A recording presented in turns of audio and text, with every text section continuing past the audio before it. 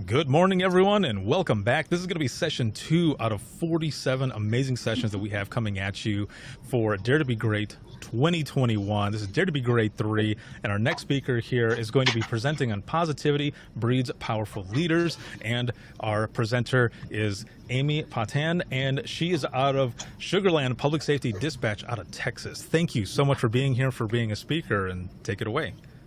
Thanks. And you said my last name right. We didn't prepare at all. Yeah, that's right. Not at all. Hey, you guys, I'm so thrilled to be here. It's pretty great, actually. I never ever thought I would be doing something like this, but here I am. Okay, so my session is Positivity Breeds Powerful Leaders. I'm just going to start going through my PowerPoint because here's my introduction as well. So this is my family, the Patan family. Bella baby is bottom left-hand corner, and then above her is Caden. My entire family's in the middle. They're super great. My twins are on the right-hand side, Haley and JC. Pretty proud of them, each and every one of them. They're great people. So I have a total of about 14, almost 15 years of experience in dispatch. So I'm just going to start telling you where I started my career at the Taylor County Sheriff's Office in Abilene, Texas in 2006. Before I put in my application there, I was actually working at HEB as a cashier. I remember I was on a break, and I was sitting in the break room looking through a newspaper, and I was on the phone with my brother, and I was talking to him about how I wanted to just get another job somewhere else for whatever reason. But I was flipping through the paper and saw an ad for a 911 operator at the Taylor County Sheriff's Office. I was talking to my brother and reading it out loud, and he's like, dude, you should do that.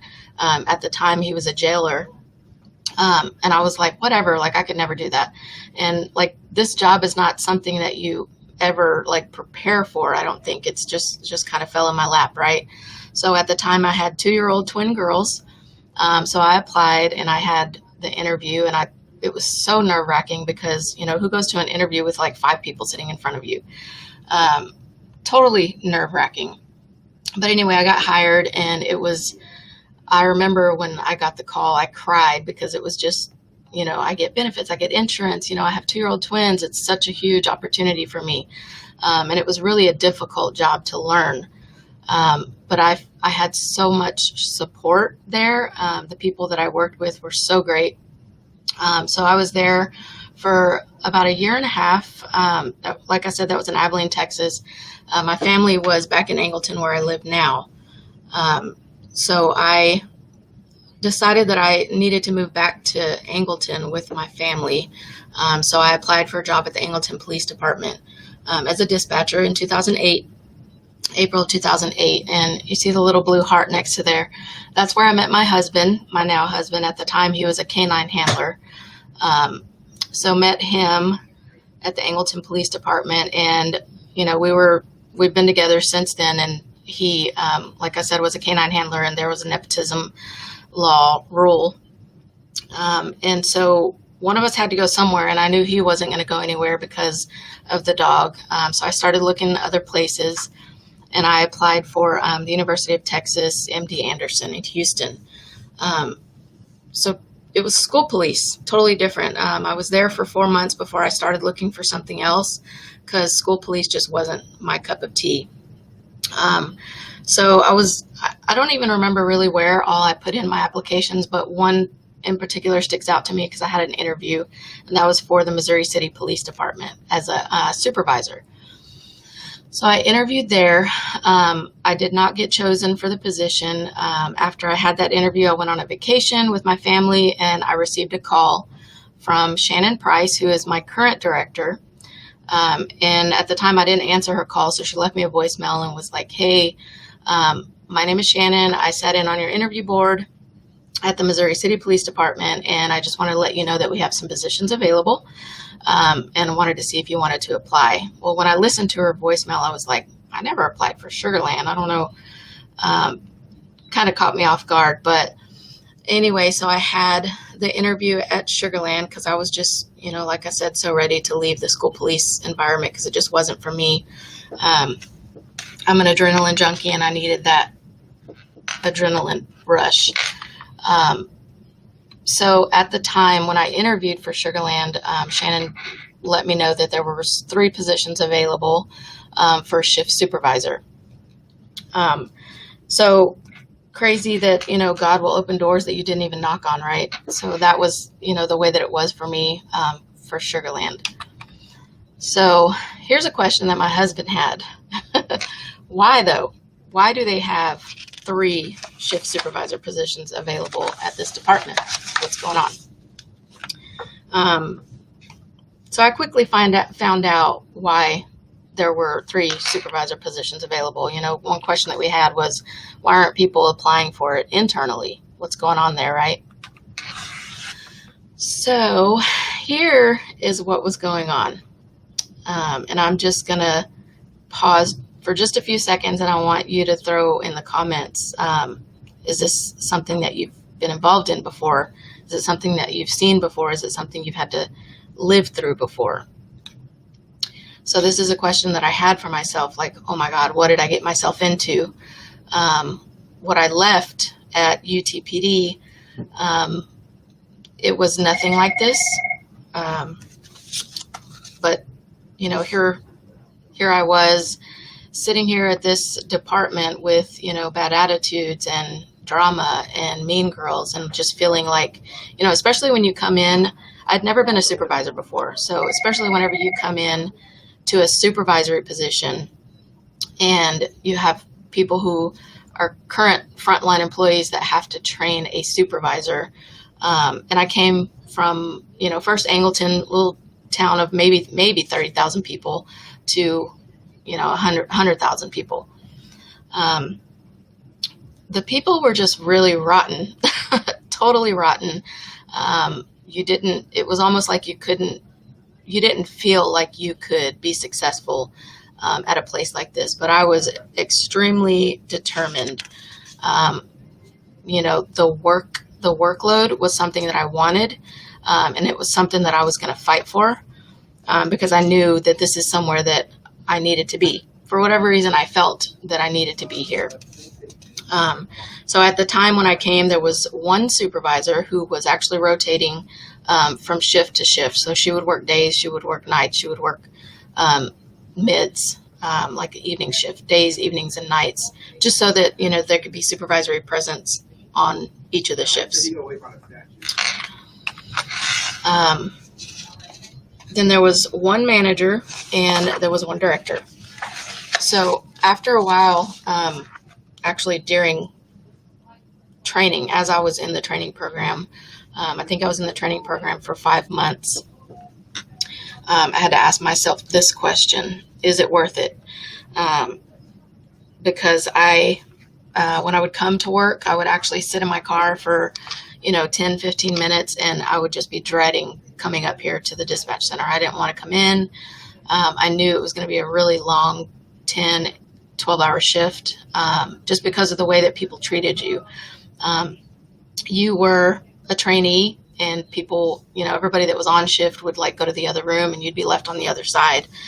They would just, play their games, play cards, whisper, stuff like that. And you never knew, are they talking about me or what's going on here? And at the time, I did my job. I did what I needed to do, and I didn't interfere. But is it worth it? Is it really worth the stress and all that I was feeling? Not to mention the stress of the job that you're learning or trying to learn. But even though the job in itself is stressful, right? So I actually tried to go back to Angleton PD. I went and even had, a sit-down conversation with the chief of police and asked him if he would take me back. He told me that he would, but the money that he offered me was not anywhere near what I was making at Sugarland. So, by that time, my family and I had made some decisions financially that I couldn't go back. So I had to be strong, had to, stand up for myself and say, you're not going to bring me down. It's something that I want, and I'm going to be successful. So, the culture of any organization is shaped by the worst behavior the leader is willing to tolerate. Such a true statement. As a leader, your silence gives consent. If you don't address issues that are going on in the center, that's basically saying it's okay to do that. And not just to that person, but to other people that are in the center, other people that are working alongside people. These people that, are being allowed to, be shitty, or, treat others just negatively. Or even, like I mentioned in the previous slide, going against policy and procedure and it not being addressed. What the leader allows will continue, and it's, even if you have like trainees in the room, your trainees are going to be like, oh, well, this person is allowed to do this, so why can't I do it? Pretty much, right? So we had to make some changes. By this time, I was out of the training program. I was on my own shift. We had a lot of things going on that we knew were not right and needed to change. So we, I'm just going to read these. Raising the bar. That's one of the things that we did.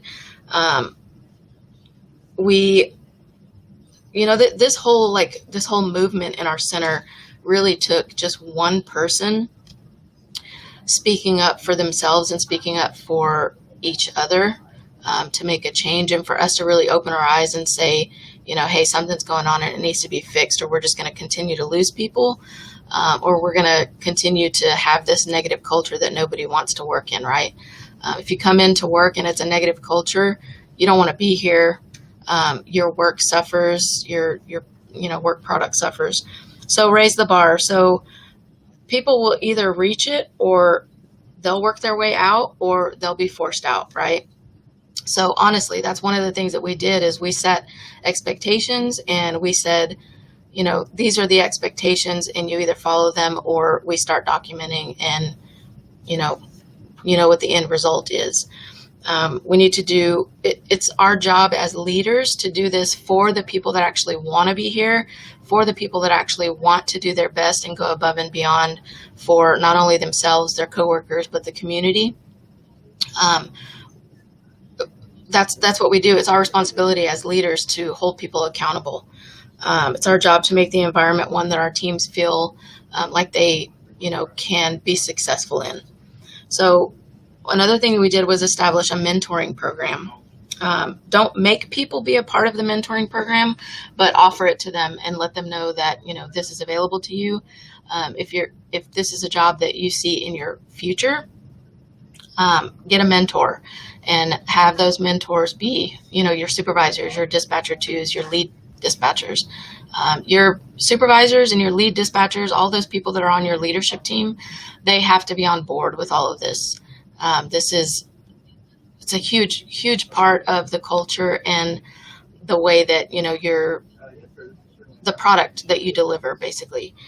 So mentoring, don't allow the mentoring session. So let's say you have your supervisors be the mentors, and anybody else that's willing to participate in the mentoring program, make it available to them, and have your supervisors meet with them one-on-one whenever time allows.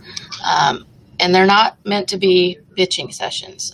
It's going to be it's going to be for growth, for success. So be clear that you have to be clear in your mentoring sessions that if somebody comes to you about anything that's going on at work, it's work related, that if it needs to be addressed, it will be. Sometimes people come into the mentoring sessions and they're like, I got to tell you this, but I don't want it to go anywhere. Before they tell you, let them know, hey, if this is a problem or issue that needs to be addressed, it's going to be addressed. And then, they can make the decision of whether or not they want to tell you after that. But it's your responsibility. Yes, these are mentoring sessions, and we're having them to help people grow and to help people be successful. But the issues need to be addressed for sure. So set clear expectations and hold people accountable to those expectations. Like I mentioned earlier, that's what we did. These are our expectations. You either follow them or we start documenting stuff. hold people accountable, and especially your shift supervisors and your leadership team need to be held accountable, because if they're not, if your your supervisors or anybody on your leadership team is not following policy, or they're allowed to be negative, or they're doing things that they shouldn't be doing, then that's saying that that's pretty much allowing everybody else to do the same thing. So you have to hold your supervisors accountable. So another thing is empower your people. Empower those that are frontline employees that aren't even in a leadership position. Empower them to hold each other accountable. That's super important. A leader does not need to have a title. You've all heard that before. If we empower our people to go up to somebody that has a crappy attitude one day and say, hey, I've noticed that you're not in the best mood or whatever, like what's going on, empower them to go to that person and to hold them accountable for their attitude or their actions. Be kind all the time. Be kind. Like, you never know what somebody's going through. It's so important to be kind to each other. We all have our personal issues that are going on at home, or outside of work, whatever. And then we come here and it's like a super stressful job. And that can sometimes, push somebody over the line. Just make sure that you're empowering your people to hold each other accountable. That's super important. Be positive. This is all about like being a positive leader, right? If you're positive, just like a negative attitude, people feed off of a negative attitude. They'll also feed off of your positivity. So be positive anytime that you can. If you hear shifts starting to talk about like something negative, it's okay to redirect that issue, but also, pull that person aside afterwards and let them know, that kind of stuff is not tolerated here. And let's change the culture. Hire for attitude. So hire for attitude and train for skill. One of the things that we've started doing during our interview processes is actually looking at the people who have drive, the people who, make those leadership decisions on their own, those people that want to grow and want to be here, actually want to work and want to always go above and beyond. Like, those are the kind of people that we have been hiring. They've actually been working out for us. We do have pre-employment testing and all of that stuff, which, we all have to have that. But when you're interviewing them, make sure that, you're looking for those positive traits, your positive, your leadership skills and stuff like that. Super important. So one of the things that we did for our center and our culture was, after all of those things on that previous slide, we made some progress, but we still weren't where we felt we needed to be, especially with the quality of people that we had working for us, like working here with us. We knew that we could be better, and we knew that we needed to do something different, something that allowed each person to feel like this was their center, not our center, right? So we had individual shift meetings. The director, the manager, we had individual shift meetings with each of our shifts. So we have A, B, C, and D shift. So we sat with A shift and we basically asked them, hey, what do you want in this center? What do you want from your people? What do you want to see here? What do you want out of our culture, right? So we sat down, and on this whiteboard, we showed everyone, or we asked everyone, what they wanted. And we just jotted down all the stuff that they were saying, to be the best family for your family. When I'm taking calls, I want to be the best person for, those people that I'm answering calls for. A family atmosphere in the center. To be the best team for ourselves and for our community. Good attitudes, encouraging initiative, mental well-being. All of this stuff came from one shift, right? So here's the next one, physical and mental well-being. And like I said, we had these meetings individually with each shift, nobody knew what the other shifts were saying. Nobody knew, what they wanted until, we all brought it together at the end. Treat others as you want to be treated, superior service, family feel, serve others as you would your own, be real, be a family, to provide the level of service that you would expect for your own family. And here's the next shift: helping others the way you want to be helped, treat others as you want to be treated, fair and equal treatment, maintain and improve, celebrate successes, fair treatment. This is all the stuff that people want, right? This is what I want when I come to work. I'm here for 12 hours. This is the kind of stuff that I want. This is what I want to feel. Encourage valued behavior. Talk straight when it's hard. Have those difficult discussions. Create a family feel. Appropriate recognition. Follow through. Do what you say you're going to do, right? Be respectful of others. This is what we came up with. Working together as a team and a family, serving others as we would our own. This right here is what the center came up with. We didn't come up with it. The center came up with this. Every individual that gave their feedback, my director, Shannon, we put all this stuff together, and this is what we pulled from it. Working together as a team and a family, serving others as we would our own. So now we hold people accountable to this vision. We actually had these challenge coins made, and anytime we or a shift supervisor notices that someone is doing something above and beyond that follows our vision statement, they get a challenge coin. It has nothing to do with, the way you took a call, because that is your job, but it has to do with you going above and beyond and not being asked to do so. You do it on your own, and you get a challenge coin. They're actually pretty great. I'm still waiting on mine. So,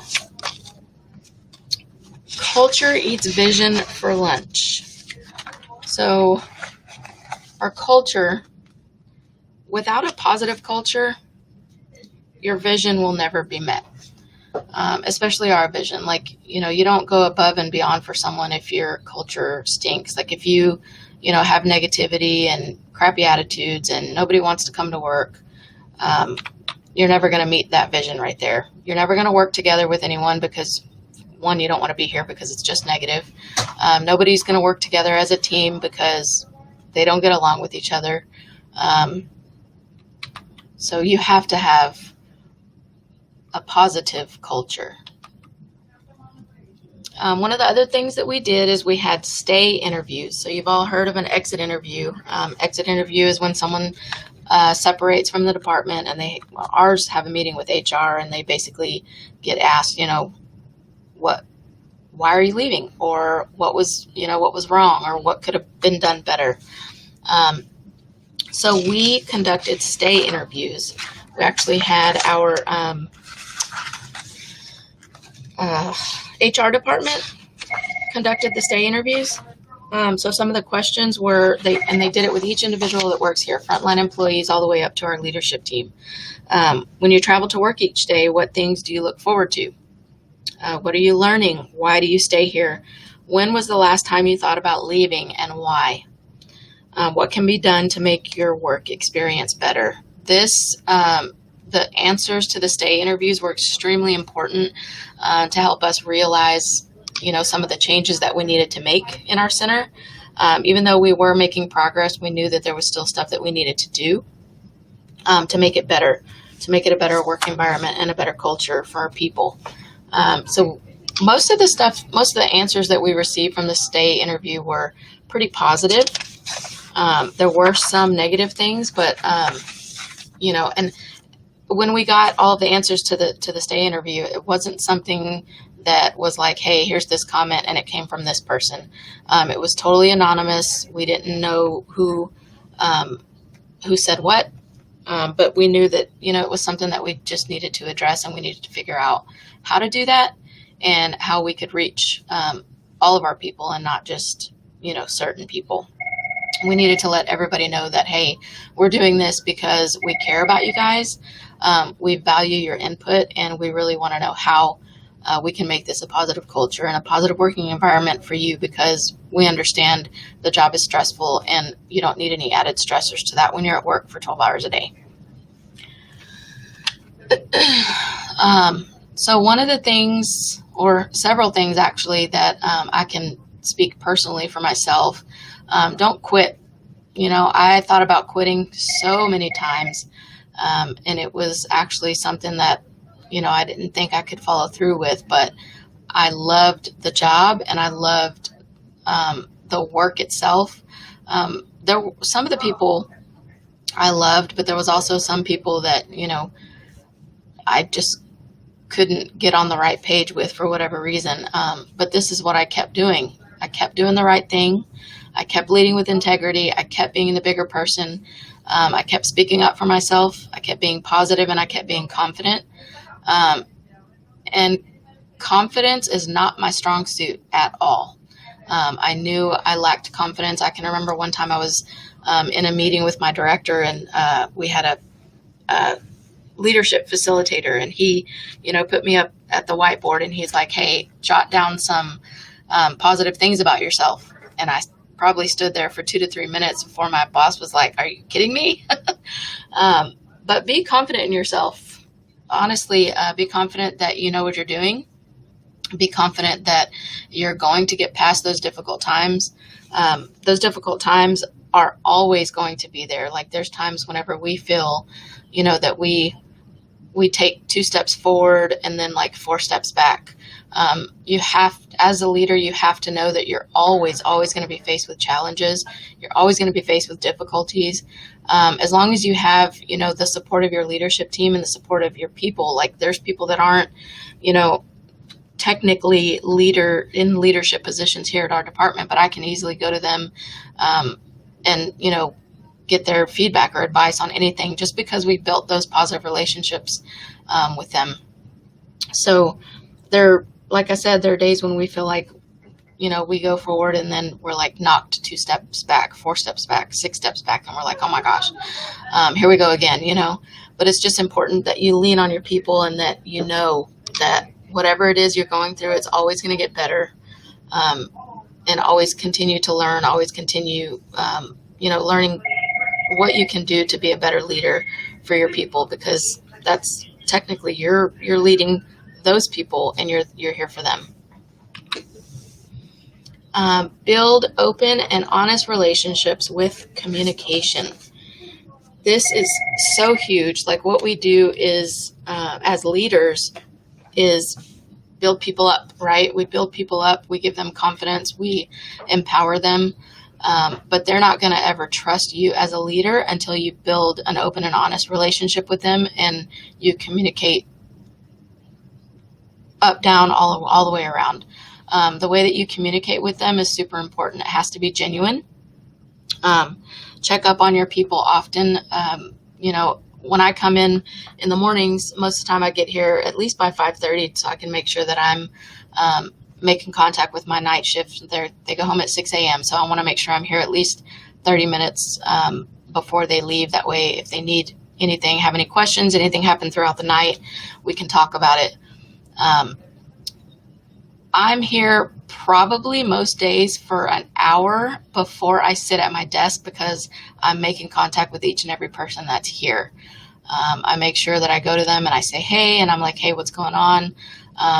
Build genuine relationships with them, ask them about their kids, their husband, the things they do outside of work. How are things going? Make sure that those relationships are genuine.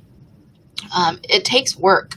It really does. You're going to have those people that are going to give you some pushback, but even those people you can build relationships with. You have to be able to find something in common, or something, that you can just talk about with them. When you get into, the things in their personal life, that kind of shows you, don't, barge into their personal life or whatever, but like if you talk to them about their kids and stuff like that, they feel like you care, and that you actually value them as a person and not just as a telecommunicator. Negativity. Don't take it personally. So there's going to be negativity that goes on throughout the shift.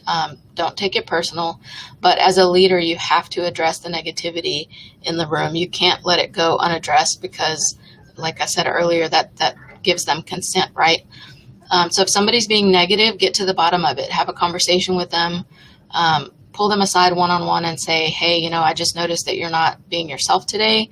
I sense a little bit of, a bad, attitude, negativity, whatever. What's going on? How can I help? Is there anything that I can do to help you? So hold them accountable. Just say no to negativity. Totally. So what happens whenever you feel yourself getting into like a negative attitude? Like I'm just, dealing with your own negativity. I had, a really long night. I'm coming into work. I have to be here for 12 hours and I'm just in a crappy mood. So you have to it takes self-awareness. You have to be aware, completely aware of, the energy that you're giving off to the room. Practice the pause before you react. If something happens and you're like, automatically you react off of your emotions, that's most of the times never good. So practice the pause before you react to something that is going on. Be mindful that your interactions are an opportunity to either lift others up or bring them down. You have to choose wisely. Be self-aware, have room awareness, act with intention. Act with intention. Be open, honest, and vulnerable yourself. Make sure that you're addressing any type of negativity in the room, especially if it's with yourself. Encourage positivity and resist negativity. So, as leaders, you have to know that being a leader is constant work. It takes constant self-awareness, constant feedback, and constant room awareness. Put on your positive pants. You have to be positive. There's always going to be something that brings you down, but it's all in the way that you look at the situation and all in the way that you react to it. So be a positive leader. Positivity is contagious. So, like I've said several times, in a leadership position, you have to know that you're going to have those challenges every day. Be ready and prepared to face those challenges and face them head on. Nothing is ever going to get addressed if you're just tiptoeing around an issue. Let's say you have, a negative person that's out on the floor and every time they come in, it's nothing but negativity and nothing but, a crappy attitude, and, they're rude to callers and they're rude to the officers and they're complaining about, the workload and stuff like that. You have to meet those challenges head on, because if you don't, it's never going to get addressed and it's just going to continue to snowball. And it's just going to, it's going to bleed off into the entire center. So control your fears. Don't let them control you. Sometimes if I have something put in front of me that I feel like even just the slightest bit of fear, I'm like, let's just do it. Let's jump in and do it. We just recently started working really closely with emergency management, and now it's hurricane season, right? So we usually in dispatch, management is in dispatch and we do whatever, the dispatchers need on the floor or whatever. But recently we were offered a spot in the emergency management, in the EOC, right, whenever we're activated. So we thought we were going to have an activation not long ago when we were having a weather event, and the emergency management coordinator sent a message to me, the other manager, Larry, and Shannon, and was like, hey, if we activate, who wants to be in the EOC? I had a slight bit of fear and was like, screw it, I'm going to jump in and do it. So I was the first one to send the message and say, hey, count me in. I'm totally not comfortable with that, you guys, at all. But you have to be uncomfortable to grow. You have to put yourself in those uncomfortable situations or you're never going to grow, and you have to be positive about it. Hey, positive that I'm going to learn something and I'm going to get better at this and more confident at it. Have confidence in yourself. Like I said earlier, confidence is always something that I've struggled with. But have confidence in yourself that you can do stuff. Know you can. Communicate effectively. There was a book that we read. It was called Emotional Intelligence 2.0. One of the authors was Travis Bradberry. That book helped me so much to be able to communicate effectively and to be self-aware, especially at work. Still some challenges at home, but it helped me at home too, though. It helped me to realize that, if somebody says something that ticks me off, don't respond, emotionally, because it's just going to make things worse. You have to practice the pause and think about, hey, if I say this or I do this, is it going to make the situation worse for me in the long run, or, is it going to make things better? Use your resources. So my resource, a huge resource of mine, is my director and my other manager, Larry. I go to them often about anything and everything. Use your resources. Those, if you're a supervisor amongst several other supervisors, use your other supervisors as a resource. I always tell my people, I'm always available. Always have my phone. Call me, text me, email me. Be a resource to others and use your resources. Be open and honest with your team. Own up to, your mistakes. I can't tell you how many times I have to own up to my mistakes. If I, send out an email and I don't thoroughly think about, the consequences of the decision that I'm making. If, somebody comes back at me and they're like, hey, did you think about this? Like, what happens if, this happens? Oh, well, crap. No, I didn't think about that. So own up, to your mistakes and be open and honest with your team, and be open and honest with yourself also. Be vulnerable. You can't build good working relationships with people if you're not vulnerable and let them know, these are the challenges that I have, and this is what's going on. Ask for help. In a leadership position, you don't know everything. You have to continue learning all the time. So ask for help, and empower your people. Empower your people and know your stuff. SOPs, policies, procedures, stuff like that. You're always going to have people that come to you and ask you questions about it. I tell my people, I may not know everything, but I know where to find the answer. You should know where to find the answer if you're in a leadership position. Just be open and honest and be like, hey, I don't know the answer to that question now, but I'll find it for you.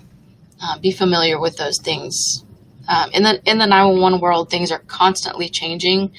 So we have to make sure that we're, staying up to date with all of the changes that are going on in this industry. Being positive in a negative situation is not naive. It's leadership. This is it right here. You have to be positive no matter what the situation, because that's what sets you apart from other people. Man, that went by super fast, y'all. I feel like I was zooming through that. So this is my email. Ricardo, are you jumping on now, or do I wait, or what?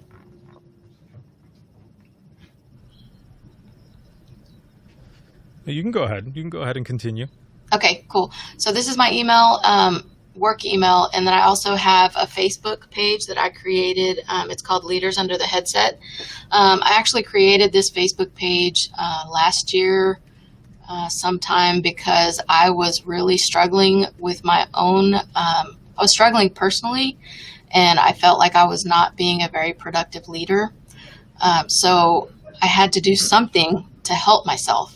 So I was like, dude, if I create this, Facebook page and post something positive about leadership every day, I felt like I needed that to hold me accountable to myself and to everybody else also.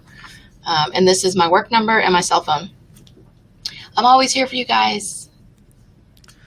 Excellent, excellent. Thank you so very much for being on and sharing this important information and just being real, sharing your story. It's very important, especially with a topic like this. Now, there was a question that came in. It had 3 upvotes, so a lot of people had a similar question that they wanted to ask. Okay. And it says, as a supervisor, did you have support from upper management while making changes?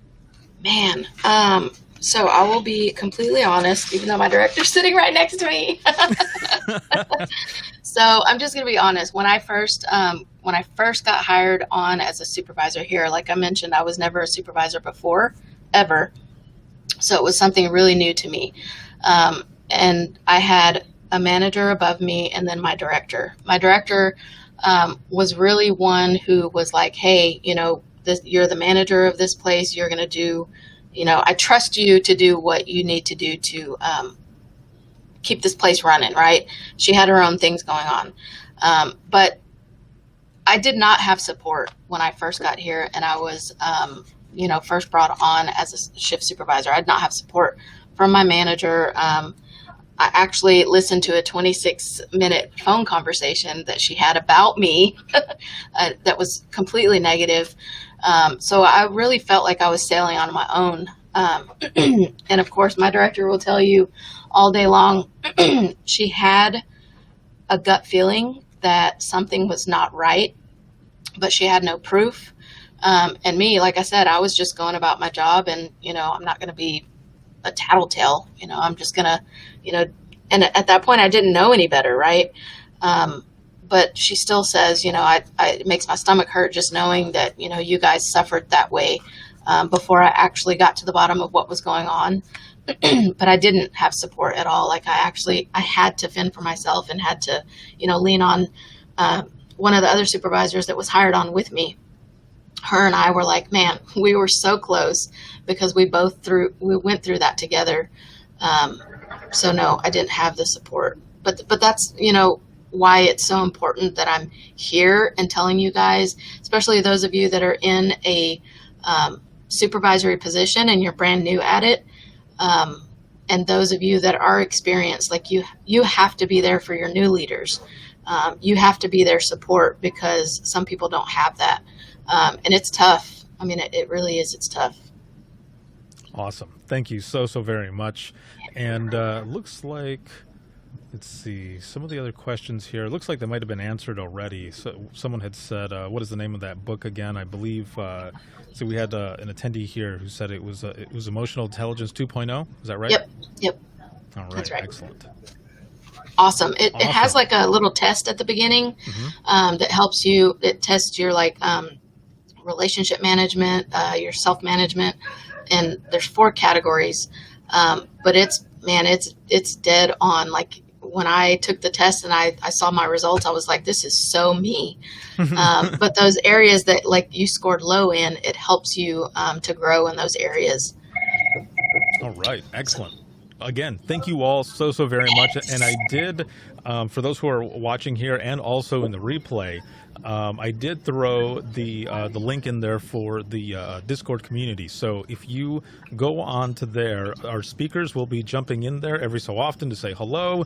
And then, there are some who are asking for, presentations or, videos or anything like that. So the speakers will be adding that stuff to that channel as well. So if you want to join us, please click on the link. And then when you go there, make sure you go to the rules channel. You're going to scroll down, just click on the green check mark, and then all of the channels on the left will open up. You'll see virtual events, Dare to Be Great. Go there, and that's where all the information will be. So again, thank you, Amy, so very much. It was an honor to have you here. You did amazing. And the next session that we have coming up is going to be at 10 a.m. Eastern Time. It's going to be Megan Hamilton out of Decatur County Communications out of Indiana, and she's going to be presenting on Stop Expecting You from Everyone. So we'll see you here in just a little bit. Bye.